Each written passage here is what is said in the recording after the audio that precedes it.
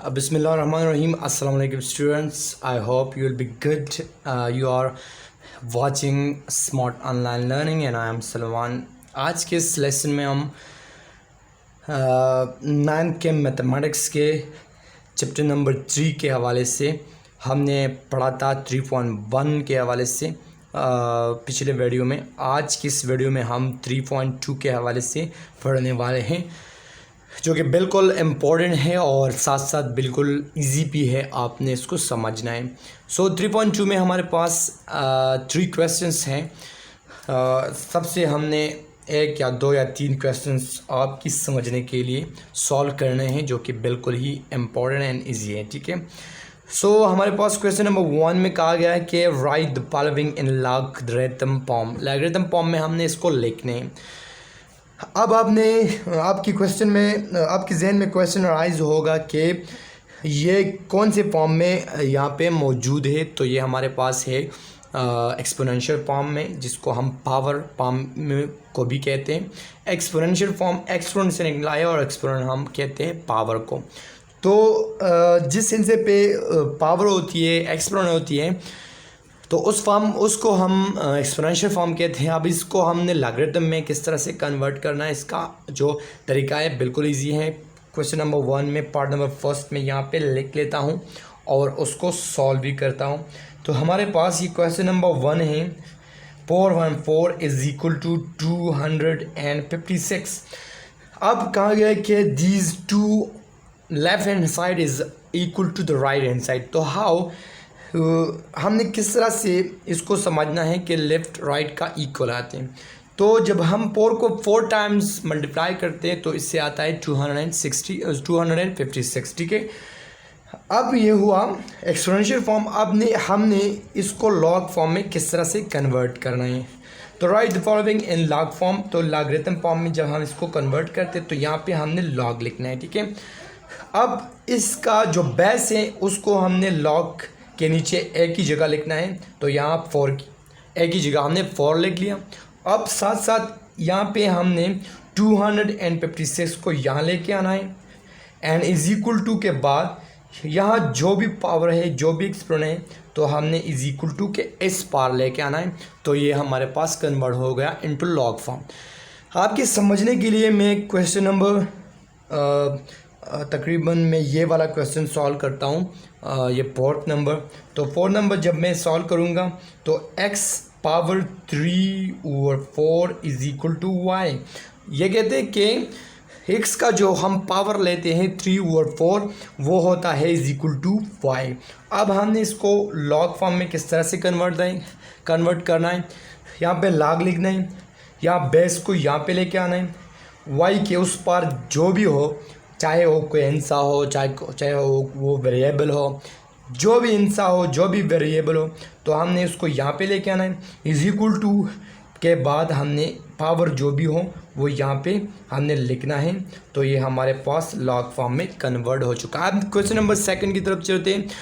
Right the following in exponential form. अब हमें ये लॉग फॉर्म में दिया गया है, अब हम इसको कन्वर्ट करना है इनटू एक्सपोनेंशियल फॉर्म। मतलब ये है कि हमने क्वेश्चन नंबर 1 को 2 में और 2 को क्वेश्चन नंबर 1 में कन्वर्ट करना है। बिल्कुल इजी है। अब क्वेश्चन नंबर 2 से मैं पार्ट नंबर 1 लेता हूँ। यहाँ पे log a 1/a square is equal to -2। तो हमने इसको एक्सपोनेंशियल फॉर्म में किस तरह से कन्वर्ट करना है। यहाँ पे हमने बेस को छोटा करके लॉग के नीचे लिखना है। अब इसको लॉग को ख़त्म करके ये ए को बड़ा कर दें और ये 2 को इसका पावर बना लें और ये यहाँ पे लेके आए, तो ये हमारे पास कन्वर्ट हो गया इनटू एक्सपोनेंशियल फॉर्म। आपके समझने के लिए इसमें मैं दूसरा क्वेश्चन भी सॉल्व करता हूँ। लेट्स सपोज मैं क्वेश्चन नंबर 3 को सॉल्व कर लेता हूँ। तो यहाँ पे मैं लिख लूँगा कि log b3 is equal to 64। ठीक है, आप b को बड़ा कर दें और इस 64 को इसका पावर बनाएं और इसको 3 को यहाँ पे लेके आए, तो ये हमारे पास कन्वर्ट हो गया इनटू एक्सपोनेंशियल फॉर्म। अब हमने क्वेश्चन नंबर 3 की तरफ चलना है और क्वेश्चन नंबर 3 है वो है सॉल्यूशन। हमने इसकी सॉल्यूशंस किस तरह से फाइंड करने हैं। लेट्स सपोज हमारे पास क्या कहते हैं कि क्वेश्चन नंबर 3 को सॉल्व करें। तो क्वेश्चन नंबर 3 से मैं क्वेश्चन नंबर पार्ट नंबर 1 लेता हूं और इसको सॉल्व करता हूं। तो वो किस तरह से होगा, लॉग यहाँ पे √5 125 इज इक्वल टू एक्स। ठीक है, सबसे पहले आपने इसको जो सॉल्व करना है तो उसको कन्वर्ट करना है इनटू एक्सपोनेंशियल फॉर्म। ये लॉग फॉर्म में मौजूद है तो आपने सबसे पहले इसको एक्सपोनेंशियल फॉर्म में कन्वर्ट करना है और इसके बाद आपने x की वैल्यू को फाइंड करना है। ठीक है, तो यहाँ पे सबसे पहले ये 5 बड़ा कर दें और इज इक्वल टू के इस पर जो भी है वो इसका पावर ले लें, इसको इसका एक्सपोनेंट ले लें और इज इक्वल टू 125 को इस तरफ लेके आओ। ठीक है, आप समझोगे कि ये इज इक्वल टू किस तरफ आएगा, इसका साइन चेंज नहीं हो सकता। तो यहाँ चेंज नहीं हो सकता क्योंकि ये हमारे पास फॉर्म है।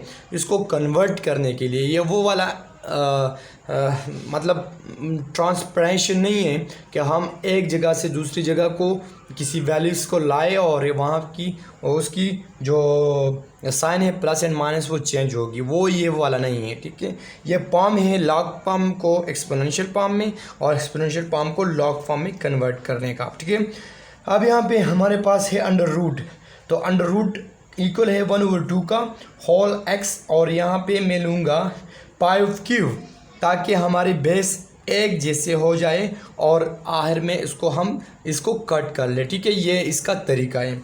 अब इसके बाद ये इसके साथ मल्टीप्लाई होगा x/2 एंड π³ ये बेस ख़त्म हो गए और x/2 इज इक्वल टू यहाँ पे 3 आ गया।